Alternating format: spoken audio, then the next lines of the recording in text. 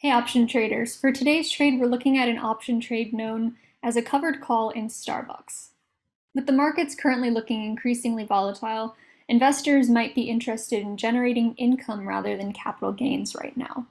So looking at Starbucks on MarketSmith, it's clear that the stock has been on the decline since January and is sitting below its 21, 50, and 200-day moving averages.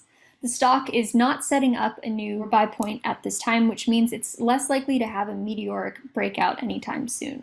Shares have hit resistance multiple times at the 50-day line, which also shows weakness. Meanwhile, the stock's relative strength line has been arching lower for months, which shows consistent underperformance with the S&P 500. Earnings were released just a few weeks ago, but as we can see, it did little to lift the stock price. Also, fund ownership has decreased in the most recent quarter as well. With the stock below key levels of support, you could consider putting on a non-bullish income-generating trade known as a covered call. So a covered call is a simple strategy, and it's a strategy designed to collect income while also defining a predetermined exit price at which you would sell the underlying stock, thereby partly offsetting any decline. So say you buy 100 shares of the stock. Covered calls can allow you to lower the cost basis of the long position via selling call options against your position.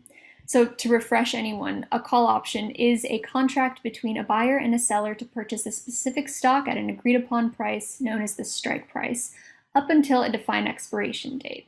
And remember, with options, there are two types, calls and puts. With both calls and puts, you can either be a buyer or a seller, just like with any stock. You can either buy long or sell short.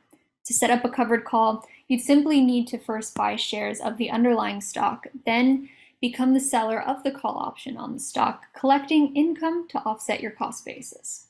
As the seller of the call option, you're obligated to hand over your shares of stock to the call buyer at the agreed upon price or the strike price if shares trade above this price at the expiration date.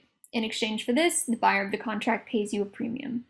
Any appreciation in the stock above that strike price represents profit for the buyer. But if the stock instead declines in value, the buyer would have no reason to exercise the right to buy it for a higher cost.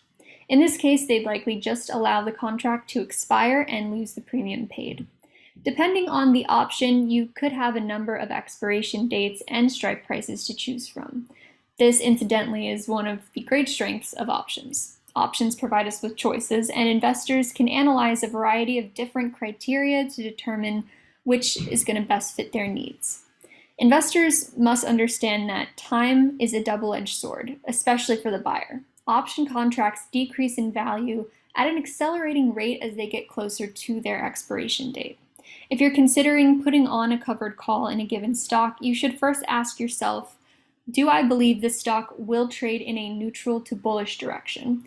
And am I willing to own this stock even if the price falls a little? And if the answer is yes to both of those, then it may be okay for you to proceed in this trade.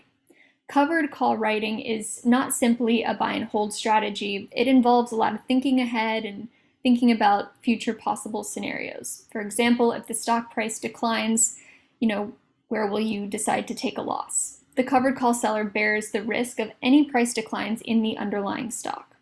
If you purchase the stock for, say, $43 a share, but collected $1 in premium from selling the call, you've reduced your break even to $42 a share. If it continues to fall below that price, it may be better to close out the trade early for a loss.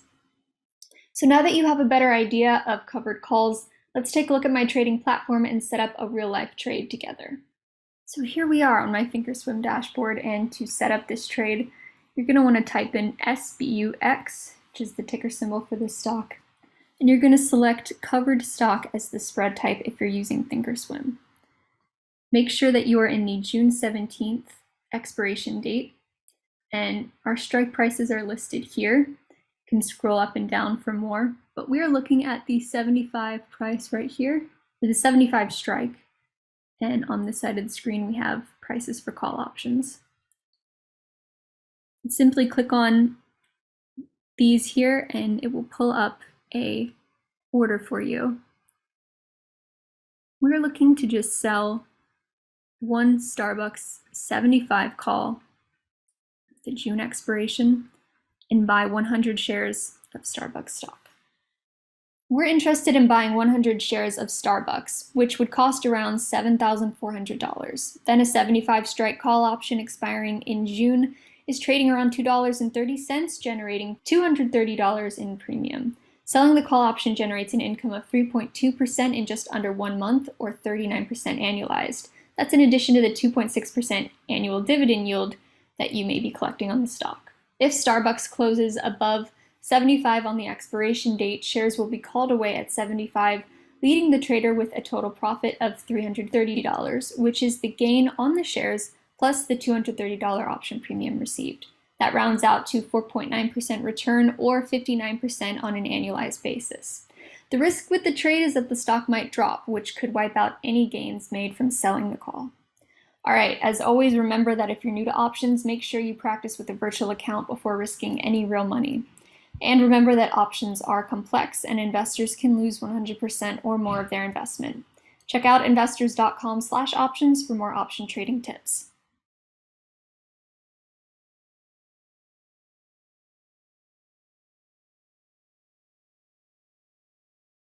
Hey everyone, thanks so much for watching Investors Business Daily on YouTube. If you want to watch more videos, make sure you hit that subscribe button so you don't miss a thing.